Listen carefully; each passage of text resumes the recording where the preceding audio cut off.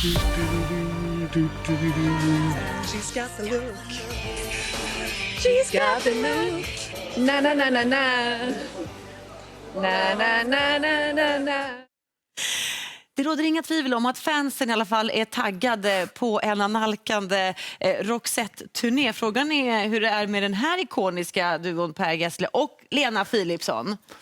Säger du och riggar tillbaka. Det är alltså världsturné som väntar. Ja. Kapstaden startar ni i februari.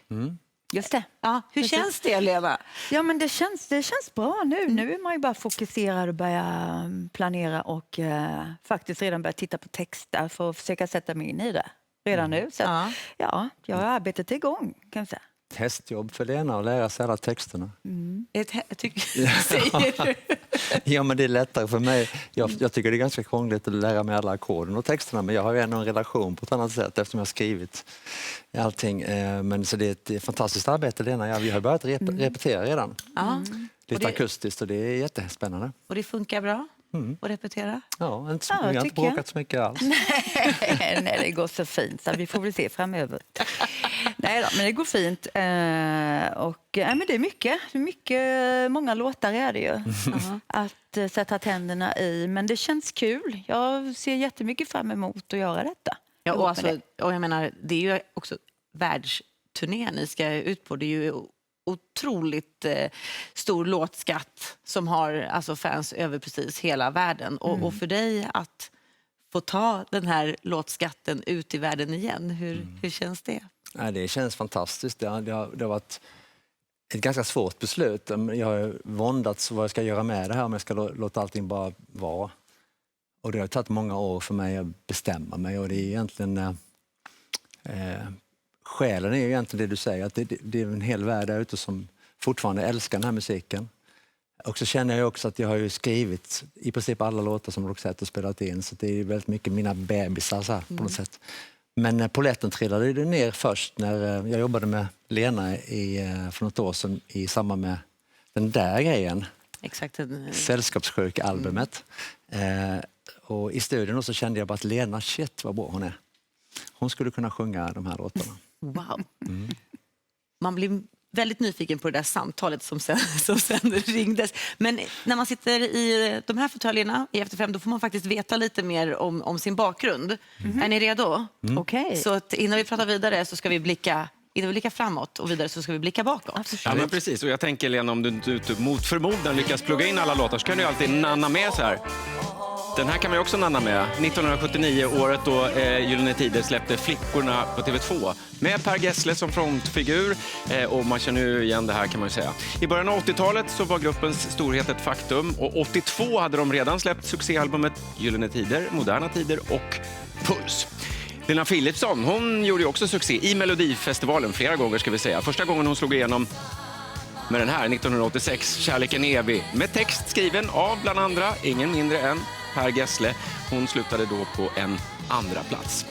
Och samma år då spelade Per in låten Neverending Love med väninnan Marie Fredriksson. De kallade sig Roxette och Roxette gjorde snart succé i Sverige. Och 1989 slog de även igenom i USA med låten The Look. Deras låt It Must Have Been Love, som vi känner igen så väl, var ju med i filmen Pretty Woman och blev en världssuccé 1990. Ja, underbart, eller hur? Genom åren toppade den här duon listorna gång på gång, turnerade runt hela jorden, har sålt omkring 75 miljoner album.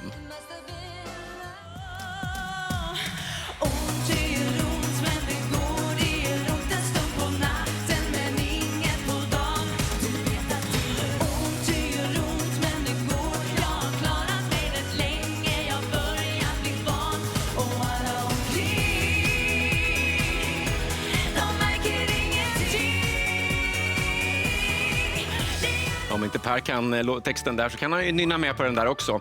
På hemmaplan fortsatte som sagt Lenas succéalbum, turnéer, krogshow avlöste varandra. 2004 vann hon Melodifestivalen med Det gör ont. Och nu då förenas de två stjärnorna. I våras släppte de låten Sällskapssjuk tillsammans som en del i Per Gessles nysläppta duettalbum.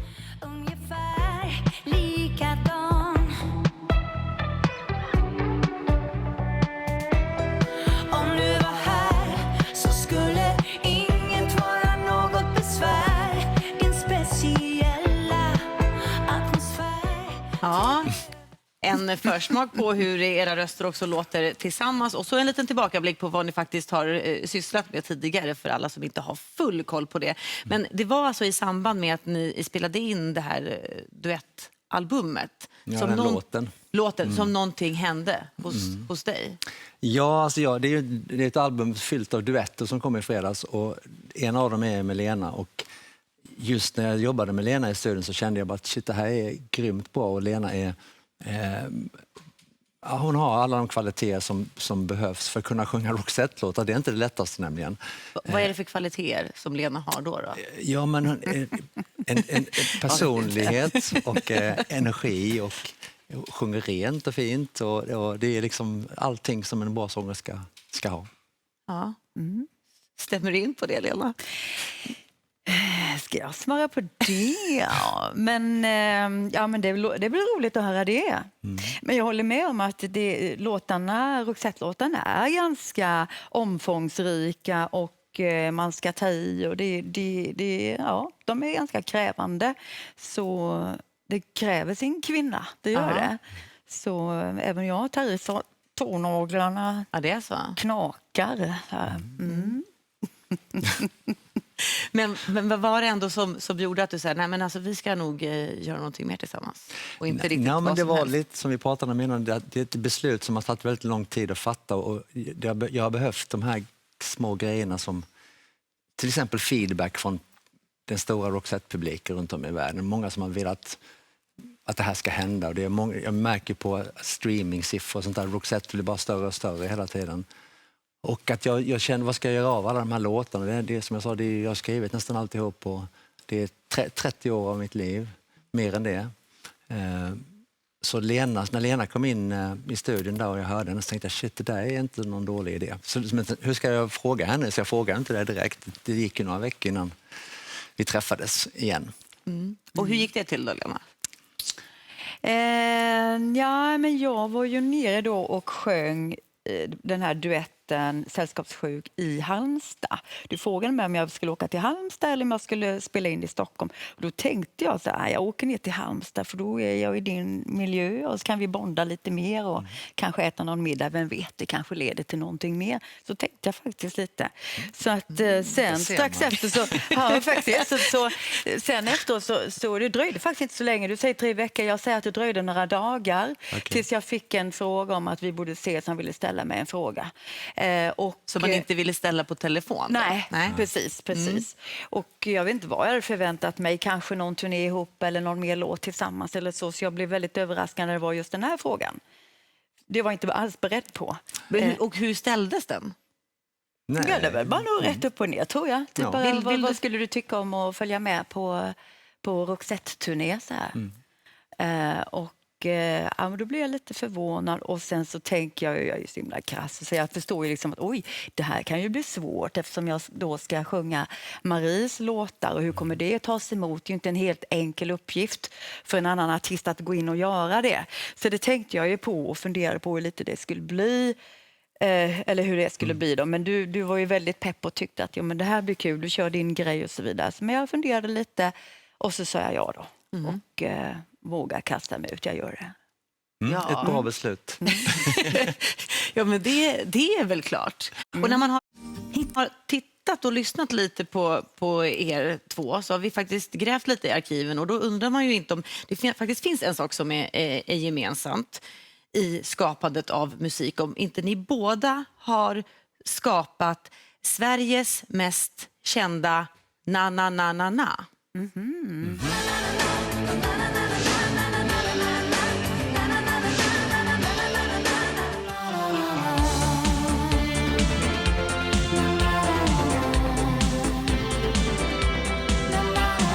Precis, det sitter redan i ryggmärgen. Jag tror du skulle säga att vi hade Sveriges 2 konstigaste dialekter. Det också. Vad har ni för relation till varandras musik? För där kände man ändå att här finns det något.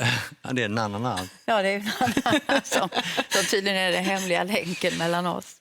Nej, men vi kom ju lite, ja, du var ju lite tidigare då, började 79 eller vad det var. Men annars, vi kom lite från samma tid. Ja. Vi har hållit på väldigt länge båda vi ju.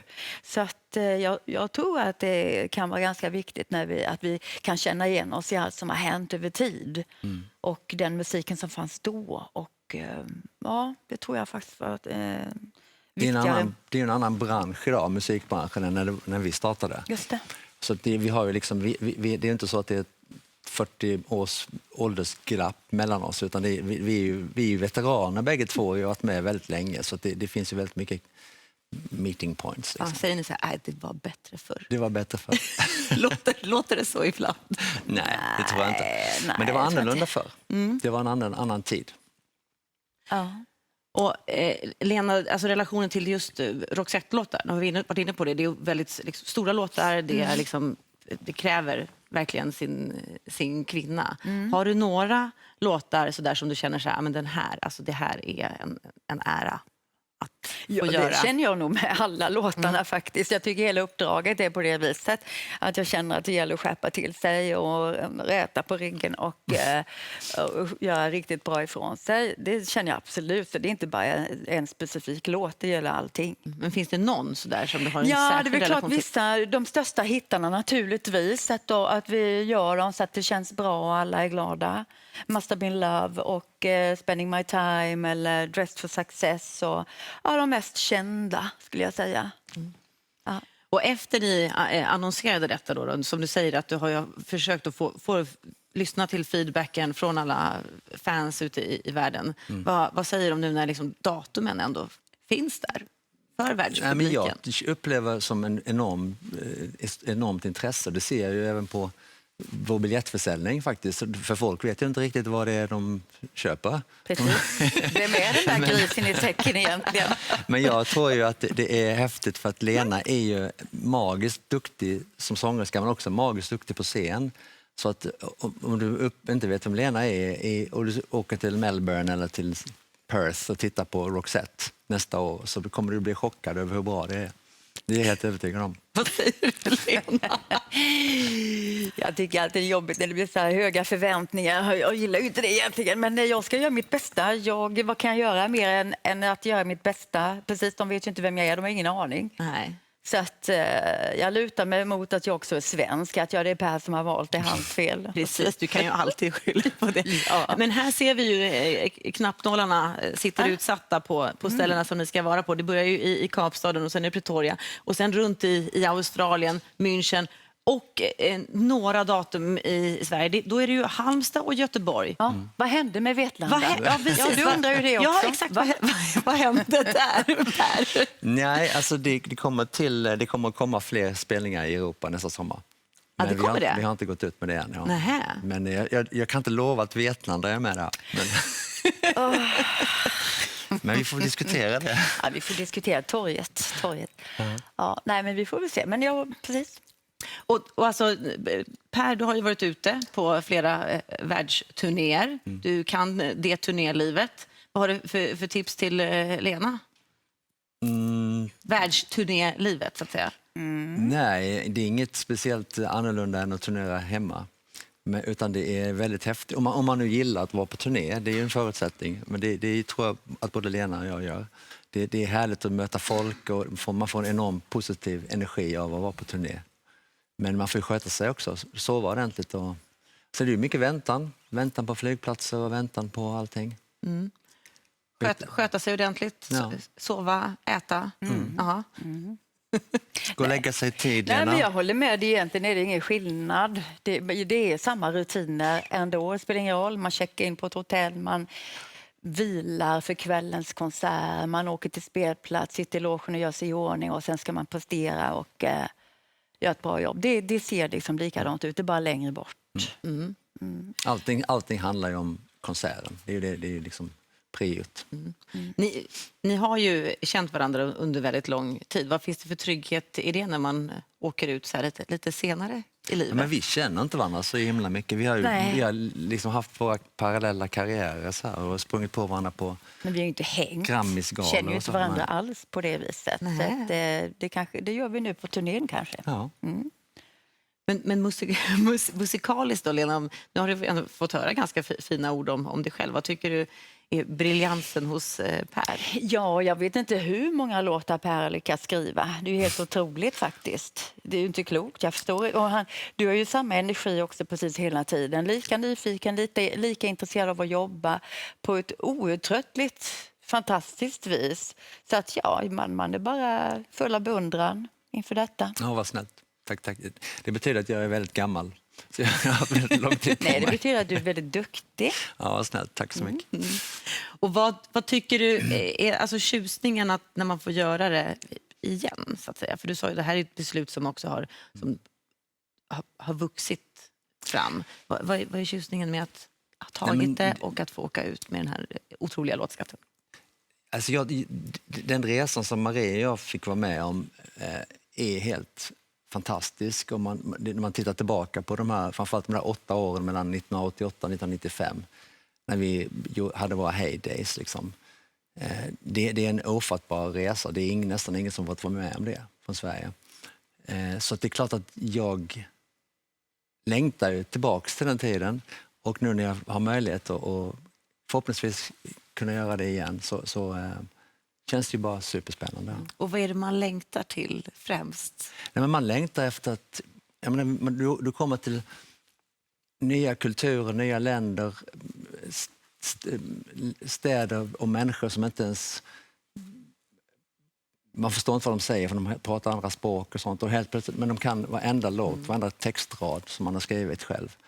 Det är en fantastisk upplevelse. Och du kommer till Buenos Aires eller till Warszawa eller vad det nu kan vara för någonting.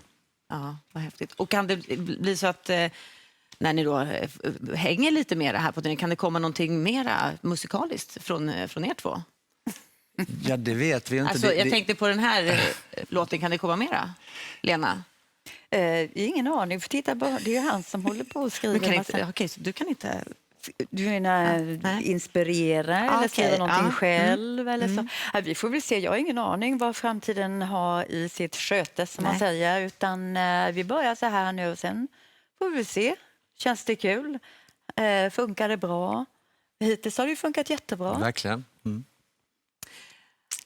Så himla roligt. Jag tror att det är väldigt många som är spända på att se detta. Man vill ju åka till Perth och se det här. Välkommen. Ja, tack. Jag ska ta mig dit. Tack snälla för att ni gästade oss och stort lycka till med hänget och bondingen och Kapstaden i februari. Tack så Tack så mycket. Tack.